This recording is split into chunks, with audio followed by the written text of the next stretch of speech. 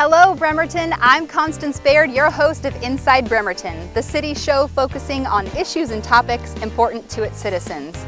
This is an exciting episode. We've been granted access to the Union River watershed, and currently I'm standing on top of the Casad Dam. We are going to go meet with newly appointed Councilman Tony Hillman, and then we'll return back here to the dam and we'll speak with the Water Resources Division and the Forestry Division and really learn more about how the watershed works and why your drinking water is so fabulous. Let's get started on this great episode of Inside Bremerton.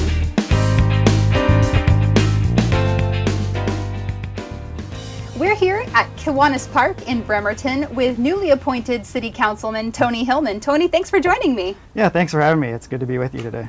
So tell me a little bit about yourself. Yeah, so my wife and I, we moved here about 3 years ago, and I'm the CFO at Habitat for Humanity at Kitsap County, and I volunteer for numerous organizations locally, and just recently got appointed to City Council. Mm-hmm. So what are your first impressions of being on the council?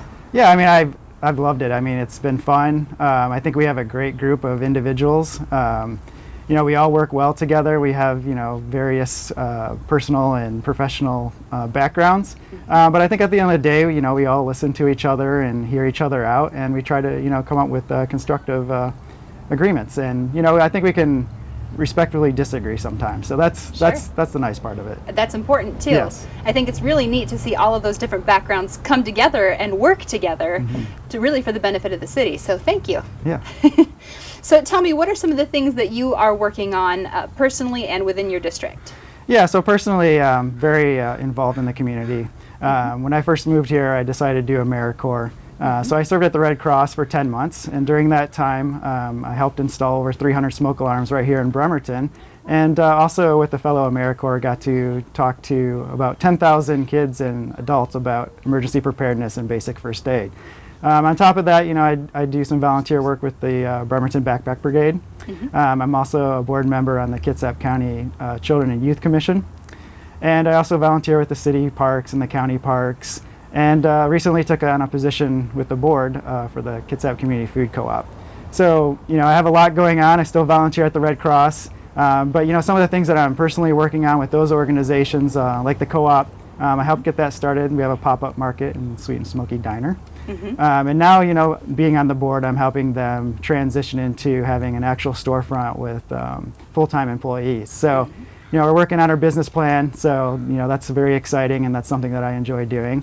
And with the Red Cross, you know, we're still doing the smoke alarms. Unfortunately, the AmeriCorps program got cut back this year, so I'm going to try to work with the Red Cross and bring back that smoke alarm program right here in Bremerton, so that myself and hopefully a few other people will volunteer and we can go out and install some more smoke alarms. That's great. Yeah. You're a busy guy. I try to stay busy. And then, you know, as far as the council goes, I'm the vice chair of the Public Safety and Parks Committee, and then I also sit on Finance, Investment, and Parking. Okay. And some of the things that we're working on right now is on the public safety and parks is we're looking at affordable housing. You know, it's definitely an issue here. Sure. We have lots of development in the pipeline, you know, whether it's single family homes, multifamily apartment complexes in downtown. But some of the areas that I think we're missing is just, you know, that low income affordability. And for those people that are, you know, just on the brink of being priced out of the community, we definitely need to sit down and figure out some ways that we can help those people out too. And so I think some of the things that we're going to be looking at here in the near future, like ADUs, tiny homes, and, you know, just looking at the zoning overall and making sure that we can increase density downtown. And then, like, you know, on the parking, obviously, you know, we had the parking study, and we tried to roll some things out, or the previous council tried to roll some things out last year. So this year, you know, we're kind of taking a step back and working with the administration to have a comprehensive parking plan. And so, you know, that's going to probably be rolling out here in the next few months. So that's, you know, something that, you know, I've made sure that input is being heard, and that as a committee that we're working through things, and we're kind of slow walking things because, you know, we want to do it right, and we want to make sure that we don't have to go back and start over. So, you know, I think, you know, the community will start to hear a lot more about that this summer. It's a lot of good work you're doing. Yes. So what's going on in your district right now? And what is your district for the community who may not know? Yeah, so my district basically starts at the Warren Avenue Bridge by Olympic College and basically runs all the way down Warren to the shipyard. Okay. And then basically goes all the way over to Hewitt. So just a couple blocks before you get to Naval Avenue. Okay. So that basically encompasses my district. All right. And what's going on there? Yeah, so there's some things that are happening. You know, we have the new instructional center there at Olympic College, and so there's a new art gallery. It's beautiful. We got to go visit. Yes, so I encourage people to go check it out. They always have rotating exhibits, so you know that's something I would definitely encourage you to go check out. And then again at Olympic College on June 21st and 22nd, they'll have their annual diversity conference. So, you know, that's always something that's very important to our community, and I would encourage people to definitely attend that. A couple other things that are going on, we have the Warren Avenue Playfield right now is being considered to look for some grants this summer to do some renovations there. So there'll be a complete renovation of Warren Avenue Playfield, hopefully next year if we get the grant funding. Nice. And then, you know, one other thing is we're here at Kiwanis Park. And you know, this is a place that I've been volunteering and help clean up and keep this, you know, park beautiful for, you know, our residents. And every fourth Saturday from 9 to 11, we have a work party. So, you know, I definitely encourage you to come out and help us, you know, keep this park beautiful and, you know, a place where, you know, our families can definitely enjoy. Well, I believe this is your first political office, right? It is, yes. And you are on all these boards and committees, and you work with all these volunteer organizations. With the few minutes that you have left in your day, what do you like to do in your free time? Yeah, so my wife and I, we moved here from the Bay Area, so I mean, we are used to being outside and hiking and, you know, kayaking and doing all those fun things. So, yeah, this place just happened to work out great for us. I mean, it's a beautiful place. I mean, just look at our surroundings, and it's definitely a place where you can do all those things. So those are some of the things that, you know, we do besides, you know, having some of our family in Seattle and some of our family in Port Townsend. You know, we try to get out and see them and spend some time with them as well. I have to commend you for being such a fairly recent transplant. You have really immersed yourself in all things Kitsap County and Bremerton. You did a good job. Thank you, thank you. It seems like you know the area well and you enjoy it a lot. What are some of your favorite things about the city of Bremerton? Yeah, I mean, we've fallen in love with Bremerton. I mean, when we decided to move here, like literally we just put a finger on our map and said, hey, let's check out Bremerton. You know, it's kind of in between Port Townsend and Seattle as far as the commute goes. So, you know, after we put our finger on the map and came up here and checked it out and bought a house and moved up here a couple months after, we were just like, you know, we didn't know what we were getting ourselves into. And, you know, that was one of the things where I was just like, well, I'm going to get involved from day one. And so, you know, I think that afforded us the opportunity to actually get to know the people in our community. And, you know, some of the things that we love about it is just the people. I mean, there's great people here doing some great work. And it's nice to see that because there's a lot of need. And it's just heartwarming to actually see, you know, people out in the community doing that kind of work. And, you know, and outside of that, I mean, like I said, the surroundings, I mean, it's absolutely gorgeous. Sure. And then, you know, the downtown area, we definitely try to visit downtown as much as we can, especially in the summertime because it's within walking distance. Oh, it's the best. Yes, it's great. So, you know, we get downtown a lot and go to the various different restaurants and pubs in different areas. So, you know, everything about it so far has been wonderful. That's fantastic. Well, the city's lucky to have you. So this is your platform here. What would you like to say to the city of Bremerton? Yeah, you know, those that live in District 4 and even throughout the city, you know, I'm here to serve you. So, you know, one of the things that's important for me is that, you know, those concerns and issues are getting communicated to me and that I can address those at the city council level. So, you know, please feel free to email me anytime.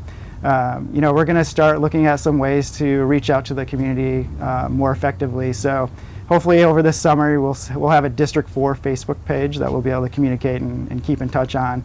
And, you know, another thing that I started doing is we had a district meeting in April. And I hope to do those probably every quarter. And definitely this summer when we roll out the comprehensive parking plan, it's going to be important because, you know, parking is definitely something that affects District 4. So I want to make sure that everybody gets input before we actually execute this.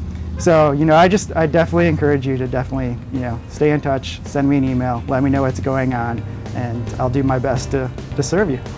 Well, the city is lucky to have you, Tony, so thanks so much for joining us today so we could get to know you a little bit better, and we hope to have you here on BCAT again soon.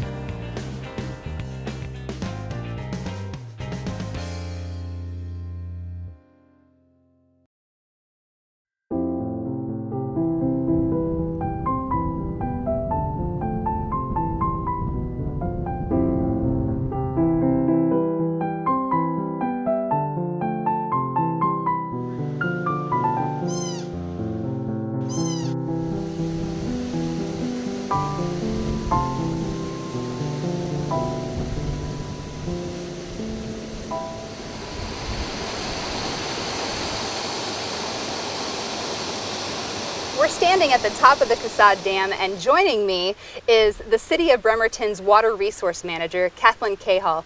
Kathleen, thanks for joining me. Oh, you're welcome. It's great to be here. Kathleen, this is such an original thing to really be standing on a dam that's owned by a city. So explain to me how this came to be. Well, the city of Bremerton is very fortunate to have an amazing water system, for one, and part of what makes it so amazing is that we have our own dam. Like you mentioned, this is very unusual for a city, but this is Casad Dam, and it was named for Cliff Casad, who was a longtime water superintendent. It was his vision to build this dam for the city of Bremerton so we could have the water supply in the Union River that we have here today. Mm-hmm. What an amazing resource. I mean, it is, yes. Talk to me a little bit about how 3,000 plus acres come together to make great water for the city of Bremerton. Right. Well, this is a perfect location for a dam for a lot of reasons. So one of the main things is it's got volcanic rock here, so basalt. So it's a very sturdy place to put a dam. We're at a higher elevation. We're about 600 feet above sea level, so that means we can supply this water out of the Union River Reservoir by gravity. We don't have to pump it. It's very close to Bremerton. It's only about 6 miles away, so we're lucky we don't need a lot of pipes to get the water to the city. But even though it's only a few miles away, it rains a lot more here, so we get 10 inches more rain in the Union River area than we do in town, so that makes for good drinking water. Absolutely. Some other good things is that there is a natural barrier to migrating fish at McKenna Falls downstream of the dam, so this dam does not impact migrating fish like salmon, and that's a very important consideration. But probably one of the most important things is, like you mentioned, the 3,000 acres of trees that are here. It provides amazing water quality, so good that we are one of the few systems not required to have a filtration plant in Bremerton. So that saves our ratepayers a lot of money. But these 3,000 acres and its protection provide that superb and amazing, clear and healthy drinking water. And award-winning water, Award-winning, right? Yes. So last year we were very fortunate and pleased that we were recognized as an exemplary source water protection award from the American Water Works Association, and that was a very big honor for us. Absolutely. Yeah. And how lucky is the city really to have this sitting in their backyard? Yes, it's protected acreage that you keep as natural as possible to protect our drinking water, but like you mentioned, you don't need to clean the water afterwards. This is rainfall. It's rainfall, and the dam and the reservoir, I say it's just like a big bucket that we collect the rain. We don't provide flood control or generate power at this dam. It is solely for drinking water. That's fantastic. And you mentioned when you and I were talking earlier that this is really a rarity. There are not very many situations like this for a city to own this kind of property and to have such a protected water source. Very special, very special, yes. So Kathleen, I see some of your staff is out here today. What are their jobs like when they're out here at the dam? Well, even though we don't have to filter the water, we still need to do a lot of things. We need to monitor the water quality and double check that everything is exactly how it needs to be and to meet all the regulations. And then once it leaves here, it's disinfected with both chlorine and ultraviolet light, and we do provide corrosion control. So we do provide some treatment to the water and disinfection. So what we have out here is some technicians, environmental technicians, and they're monitoring the water quality here at the source. So interesting. So tell me about your experience as a water resource manager. How did you come to be here, and how did all those skills that you've gathered over the years help you to make this a successful project? Well, I feel very fortunate to be able to have worked here. So I've been with the City of Bremerton for 27 years, and I'm getting ready to retire soon. Congratulations. Thank you. I feel very bittersweet about that. But I have worked my whole career, 38 years, in drinking water quality and drinking water, and it's just been a real honor for me to serve my community with those services and be able to drink the water that we work on every day. So that's been a really special career. Absolutely. Well, the City of Bremerton is so grateful to you. Thank you for your career with us, and My we pleasure. wish you the best. Thank you so much. Thanks for joining me today. Thank you. Joining me now is Ken Donleycott, a supervisor with the Forestry Division with the City of Bremerton. That's right, the City of Bremerton has a forestry division. What a unique thing, Ken. Yes, it is. It's 8,300 acres of timber, basically, and 13 square miles with over 60 miles of road and a bunch of infrastructure to take care of. That's fantastic. You must have a division of millions of staff to help you with all that acreage. Actually, there's only 3 of us that work here full time, and we have a manager from wastewater treatment plant. Tell me a little bit about the forest management practices that go into keeping this a sustainable resource for the city decades from now. It all starts with planning for the future. You'll see that we're in a clear cut here that was done last year. And to do a clear cut, you start with buying seeds, and then you have the seedlings growing, and then 2 years later you actually plant them. So you're looking at something that was planned 3 years ago already right here. Oh, wow. That's really, you're having to plan so far ahead. This is something that fascinates me about the forestry division, is that you have to think so far ahead of when these trees are going to be healthy and big enough for a timber sale, right, to continue being a resource? Correct. There's many stages of plantation maintenance. This is the first stage. The second stage is have to do brush control or animal damage control, which you might see out here in a few minutes. And then go from there to PCT, which is pre-commercial thinning, and then a commercial thinning, and then another final harvest, which is usually about 40 to 60 years down the road. Wow. So I imagine that you're seeing more than just deer and rabbits out here with this many acres. What is your other interactions with wildlife like? We have a variety of wildlife out here. Cougar, bobcat, porcupine, deer, of course, black bear, just a whole variety of animals that use the forest in different ways. The porcupines will actually destroy trees. The bears will girdle trees during the spring when there's no food available. So What does girdling mean? girdling means they'll take their paws and rip the bark off around the bottom. Then they'll take their incisor teeth and go up and down on the tree. You might see this out in the forest sometimes. And you can see the teeth marks left in the cambium. And all they do is they get maybe an ounce of sugar off the cambium. And that sustains them for a little while. That's fascinating. I had no idea. The interesting things you'll learn in the forestry division.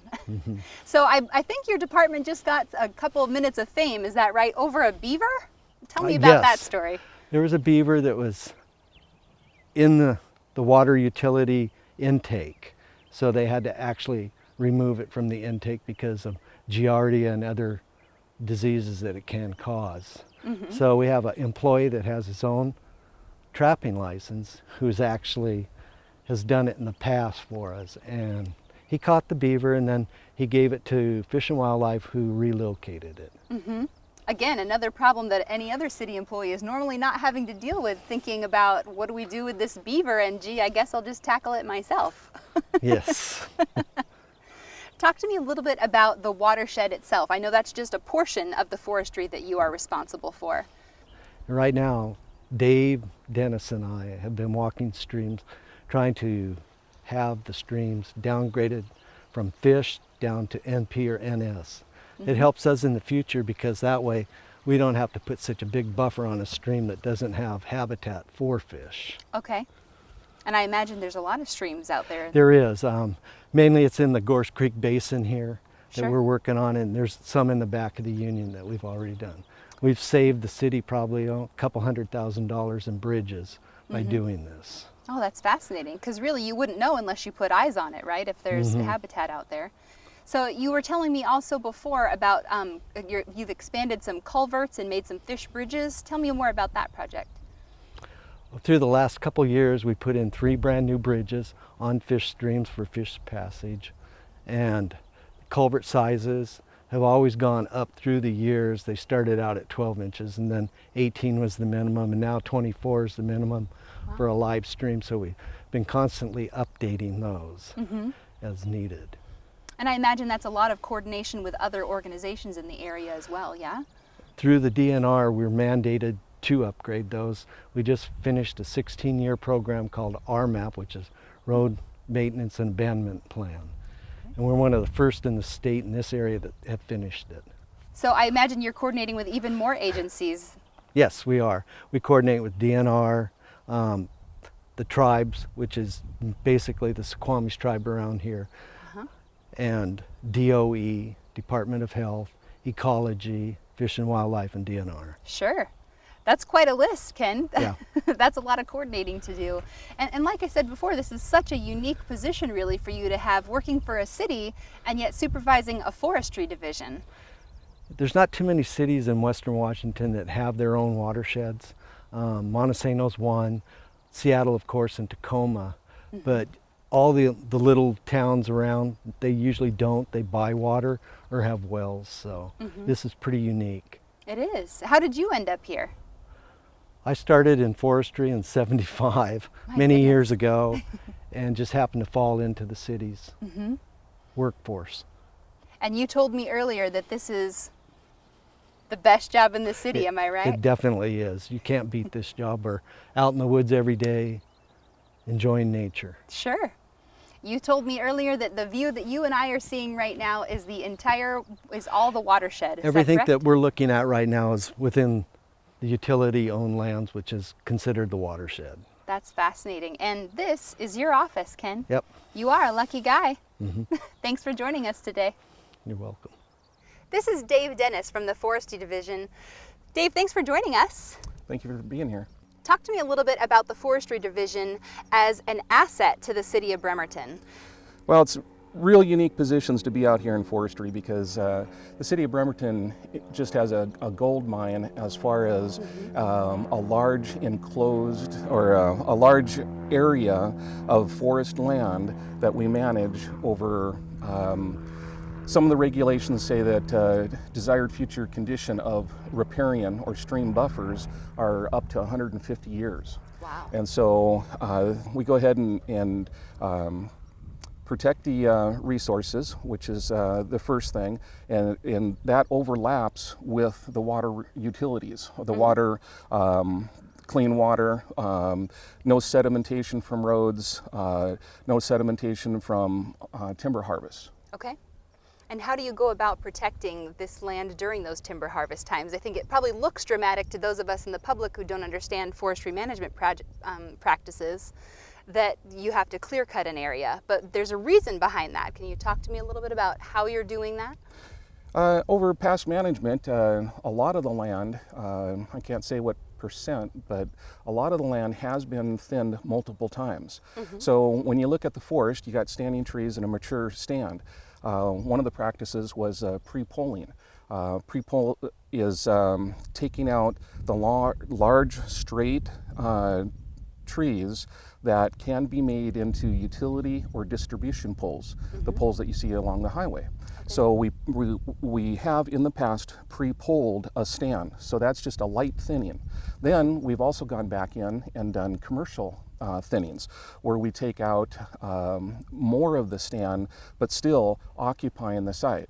We're using ground beast equipment, which has minimal impact on the forest soils, because forest soils is what is the long run or the long-term productivity of the land. And so what we want to do is keep the compaction down, keep that soil on the land so that we have nutrients to grow in, for the future forests. Sure. So some people call it clear cuts, others, regeneration harvest, Okay. or a final harvest. Sure.